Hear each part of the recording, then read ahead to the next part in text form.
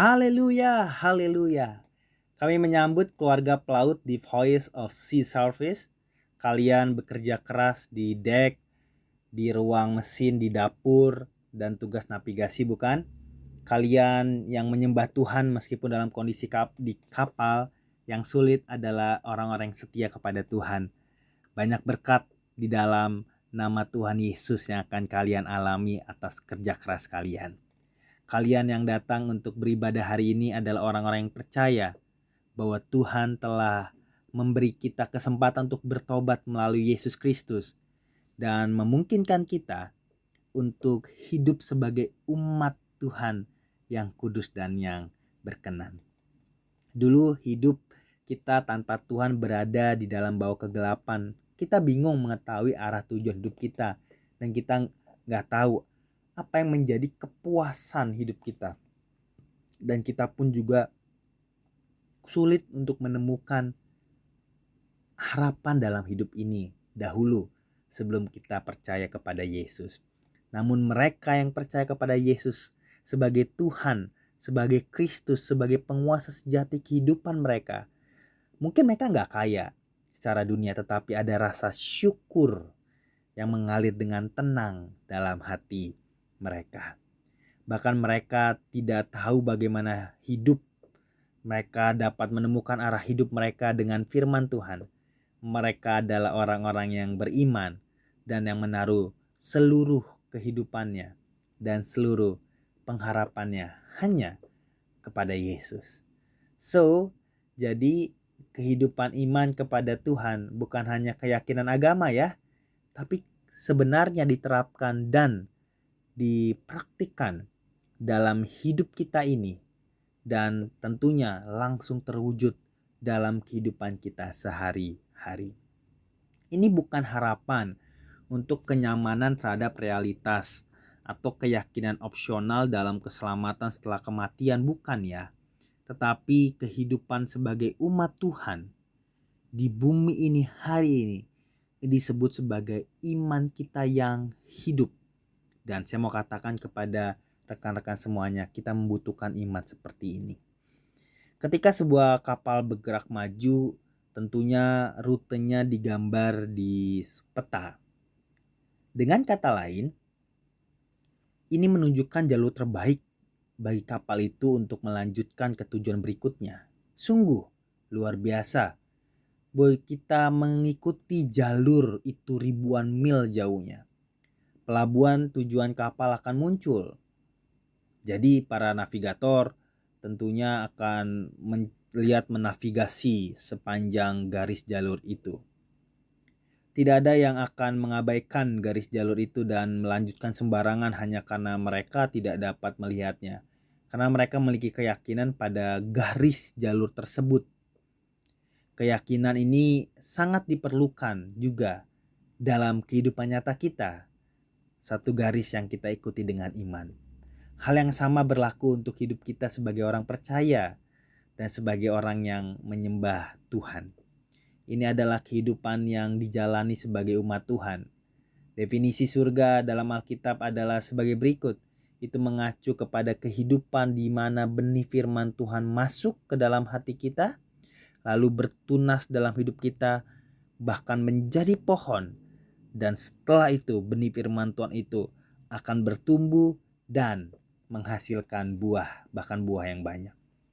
Semua yang bergerak maju dan hidup sesuai dengan apa yang mereka yakini, itulah harus kita lakukan. Umat Tuhan adalah orang-orang yang percaya dan mematuhi firman Tuhan dan menjalani hidup mereka. Orang-orang yang hidup seperti itu, itulah definisi sesungguhnya daripada umat Tuhan. Bagaimana jika kita mengatakan atau kita percaya tapi kita tidak mengikutinya? Itu berarti kita tidak mempercayai sejak awal. Tidak mungkin. Jika saya harus memilih ayat terpenting dalam Alkitab, mungkin saya akan mengutip dari kitab Keluaran, yaitu Keluaran pasal yang ke-19 ayat yang ke-5 sampai dengan yang ke-6. Segala dunia adalah milik Tuhan. Jika kamu mendengarkan Tuhan atau mendengarkanku dan memegang perjanjianku, kamu akan menjadi milikku dari bangsa-bangsa. Kamu akan menjadi kerajaan imam dan umat yang kudus bagi Tuhan. Dunia adalah milikku. Dikatakan bahwa segala sesuatu di dunia ini adalah milik Tuhan. Itu berarti bahwa meskipun orang-orang di dunia ini berusaha hidup dengan berbagai macam cara, metode, dan nilai mereka sendiri, segala sesuatu tetap itu adalah milik Allah. Ini berarti bahwa terpisah dari Allah, tidak ada yang bisa membuat seseorang itu utuh atau memiliki kehidupan sejati. Jadi pesan daripada teks hari ini terhubungan dengan kata ini dan merupakan sesuatu yang harus kita tanamkan dalam hati kita dalam-dalam. Yaitu apa? Akuilah Tuhan dalam seluruh jalanmu, dan Dia akan meluruskan jalanmu. Makna pertama dari kata mengakui adalah mengakui sebagai fakta. Dengan kata lain, ini berarti mengakui bahwa Tuhan bukan objek penyembahan yang diciptakan, tetapi bahwa Dia benar-benar ada sebagai pencipta seluruh alam semesta ini. Makna kedua dari perkataan mengakui adalah mengakui sebagai otoritas atau kualifikasi, yang berarti mengakui fakta bahwa semua otoritas dan wewenang dalam hal-hal di dunia ini adalah milik Tuhan sendiri. Semua yang menjadi umat Tuhan, tentunya melalui Yesus Kristus, itu semestinya menjalani kehidupannya melalui fakta ini bahwa ada otoritas dan ada kualifikasi daripada Allah sebagai pemilik dunia ini. Selanjutnya, ini pada akhirnya berarti bahwa kehidupan iman dan kehidupan nyata tidak bisa terpisahkan tetapi terhubung. Ini mengacu pada hubungan yang tak terpisahkan antara kehidupan sebagai umat Tuhan dan kehidupan personal individu kita masing-masing. Karena dunia adalah milik Allah, kehidupan yang kita jalani adalah kesatuan dengan Dia yang menguasainya, adalah kehidupan nyata. Dikatakan bahwa kita ini terjadi karena Tuhan memimpin kita dalam kehidupan di bumi ini dengan lancar, tepat, dan tentunya ini dia, akurat. Namun kehidupan ini kadang-kadang tidak mudah bagi kita yang hidup dalam kenyataan ini, fakta. Ini tidak mudah karena nilai-nilai dan kebiasaan yang menempatkan nilai kehidupan di dunia masih lebih tinggi dalam diri kita. Tapi kiranya sekarang semuanya di dalam diri kita ini telah berubah. Ada satu situasi yang perlu kita perjelas. Kita telah keluar dari perbudakan dunia ini dan kita telah menjadi umat Tuhan yang telah menerima kehidupan baru dari hati yang baru yang telah dikerjakan melalui Yesus Kristus.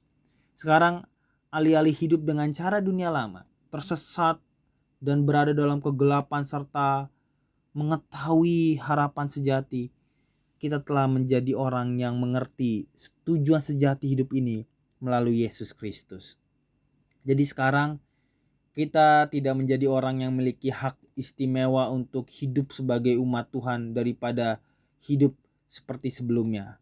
Arah dan tujuan kita berubah total ketika kita percaya kepada Yesus daripada sebelum percaya kepada Yesus. Kita tidak boleh melupakan fakta ini. Kita tidak tahu siapa kita dan telah memutuskan arah hidup kita. Kita harus hidup seperti itu. Ini adalah kehidupan di mana Tuhan bukanlah seseorang atau pribadi yang hanya kita kunjungi pada hari Minggu saja. Tapi Dia adalah pribadi yang bersama dengan kita sepanjang hidup kita, berjalan bersama dengan kita. Firman Tuhan mengatakan, akuilah Dia dalam segala jalanmu. Ini bukan Tuhan yang hanya dibutuhkan pada waktu tertentu saja, rekan-rekan semuanya. Baik dalam kesulitan, kebahagiaan atau kelimpahan, akuilah Tuhan dalam seluruh laku kita. Harapkan Dia, berjalan bersama Dia. Tuhan ingin memiliki hubungan di mana kita dapat berdiskusi, bahkan tertawa dan menangis bersama dalam kehidupan kita sehari-hari. Tuhan ingin itu. Orang-orang ini telah membentuk hidup hubungan baru di mana mereka dapat mendiskusikan keputusan bersama dengan Tuhan dan berjalan bersama dengan Tuhan. Jika kita mendekatkan kehidupan kita kepada Tuhan secara sungguh-sungguh, kita tidak akan pernah menikmati kehidupan yang berlimpah di luar daripada kita bersatu dengan Allah. Sayangnya banyak orang menganggap bahwa mereka lebih senang untuk menjalani hidup di luar Kristus. Karena mereka mendekat karena hanya ingin mendapatkan sesuatu dan memikirkan bahwa mendekatkan Yesus harus religius. Orang-orang ini tidak memiliki dan mengerti apa arti kedatangan Yesus. Oleh karena itu, mari kita sekarang menjadi orang-orang yang beriman, yang berjalan dengan Yesus setiap hari dengan menjadikan firman Tuhan bukan hanya kata-kata huruf-huruf mati dalam Alkitab yang kita lihat, kita baca, tetapi firman Tuhan yang kita pegang, yang kita dengar hari ini, yang kita renungkan, itu adalah dasar dari kehidupan kita yang sebenarnya. Semua orang yang menghadapi situasi dalam hidup ini pasti mengalami kesulitan. Namun orang yang hidup dengan iman kepada Yesus dan orang yang memprioritaskan nilai-nilai kebenaran, dia pasti akan kuat. Kenapa? Karena dia punya cara hidup yang berbeda dengan cara hidup orang yang tidak mengenal Tuhan. Pada awalnya keduanya malu, takut dan gemetar. Tapi orang-orang yang tidak memiliki iman pada Tuhan dengan mudah jatuh dalam keputusasaan. Namun mereka yang hidup dengan iman kepada Yesus tahu bahwa seluruh dunia ini adalah milik Tuhan dan terus berjuang untuk bersatu dengan Tuhan bahkan di tengah penderitaan. Dan akhirnya itu yang membuat orang-orang yang ingin berjalan bersama Tuhan, bersatu dengan Tuhan, mampu menghadapi segala penderitaan dan tantangan yang mereka hadapi di dunia ini. Ini karena apa? Karena ada kedamaian yang diberikan oleh Allah, ketenangan yang terletak di dalam hati kita. Setelah kita menjadi anak-anak Tuhan melalui Yesus Kristus, kita harus dengan serius bertanya pada diri kita sendiri, seberapa banyak kita mengakui Tuhan dalam hidup kita. Tidak ada perbedaan antara kehidupan iman saya dan kehidupan nyata saya, karena kita mengakui dalam hidup kita ada Tuhan yang terus berjalan bersama kita. Jika kedua kehidupan ini berbeda, hidup kita akan menyimpang dari garis jalur dan menjadi tanpa arah. Firman Tuhan hari ini memberi kita penjelasan, yaitu apa?